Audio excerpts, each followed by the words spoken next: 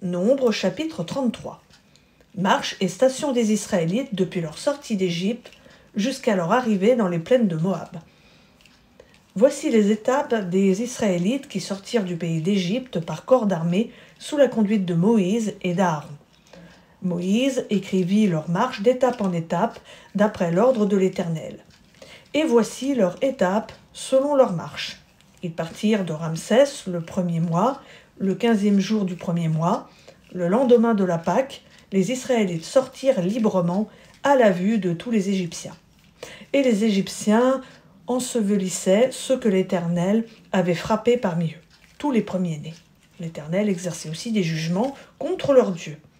Les Israélites partirent de Ramsès et campèrent à Sukkot. Ils partirent de Sukkot et campèrent à Étam, qui est à l'extrémité du désert. Ils partirent d'Étam, se détournèrent vers Pi-Hahiroth, en face de Baal-Tséphon, et campèrent devant Migdol. Ils partirent de devant Pi-Hahiroth et passèrent au milieu de la mer dans la direction du désert. Ils firent 3 journées de marche dans le désert d'Étam et campèrent à Mara. Ils partirent de Mara et arrivèrent à Élim. Il y avait à Élim 12 sources d'eau et 70 palmiers, ce fut là qu'ils campèrent.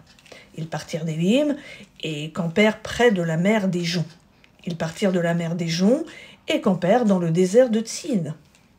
Ils partirent du désert de Tsin et campèrent à Dovka. Ils partirent de Dovka et campèrent à Alouche. Ils partirent d'Alouche et campèrent à Réphidim, où le peuple ne trouva pas d'eau à boire. Ils partirent de Réphidim et campèrent dans le désert du Sinaï. Ils partirent du désert du Sinaï et campèrent à Kibroth-Hattaava. Ils partirent de Kibroth-Hattaava et campèrent à Hatséroth. Ils partirent de Hatséroth et campèrent à Ritma. Ils partirent de Ritma et campèrent à Rimon-Péretz. Ils partirent de Rimon-Péretz et campèrent à Libna. Ils partirent de Libna et campèrent à Rissa. Ils partirent de Rissa et campèrent à Kéhélatha. Ils partirent de Kéhélatha et campèrent à la montagne de Shapher.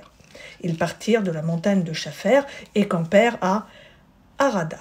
Ils partirent de Harada et campèrent à Mag-Élot.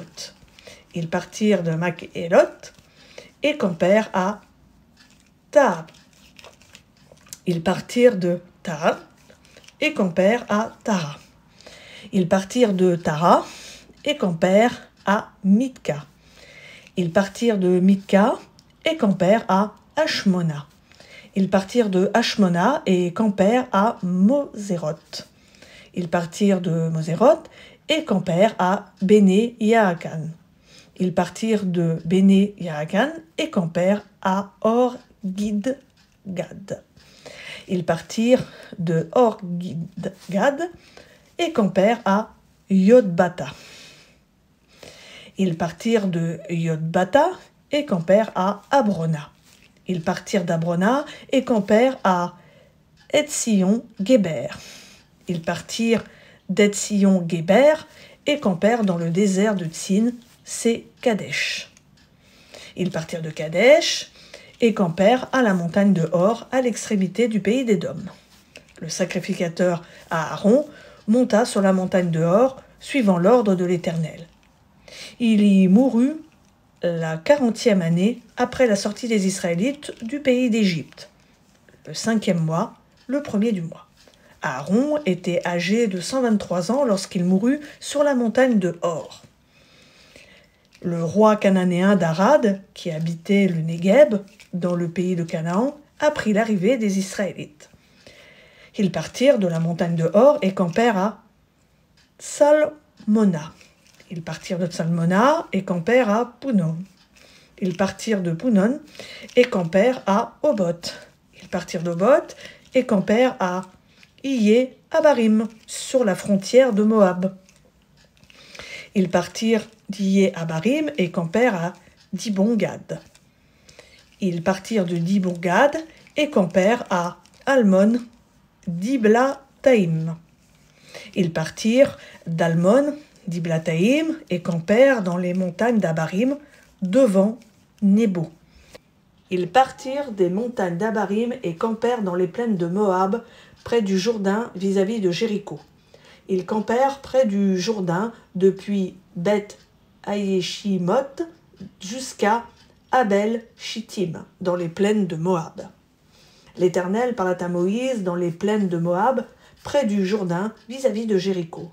Il dit, « Parle aux fils d'Israël et tu leur diras, lorsque vous aurez passé le Jourdain pour entrer dans le pays de Canaan, vous déposséderez devant vous tous les habitants du pays.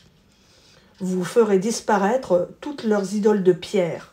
Vous ferez disparaître toutes leurs images en métal fondu et vous détruirez tous leurs hauts lieux. Vous prendrez possession du pays et vous vous y établirez, car je vous ai donné le pays pour qu'il soit votre propriété. Vous partagerez l'héritage du pays par le sort selon vos clans. À ceux qui sont en plus grand nombre, vous donnerez un héritage plus grand, et à ceux qui sont en plus petit nombre, vous donnerez un héritage plus petit. Chacun aura ce qui lui sera échu par le sort. Vous en hériterez selon les tribus de vos pères. Mais si vous ne dépossédez pas devant vous les habitants du pays, ceux d'entre eux que vous laisserez seront comme des échardes dans vos yeux et des aiguillons dans vos côtés. Ils seront vos adversaires dans le pays où vous allez vous établir. Et il arrivera que je vous traiterai comme j'avais résolu de les traiter.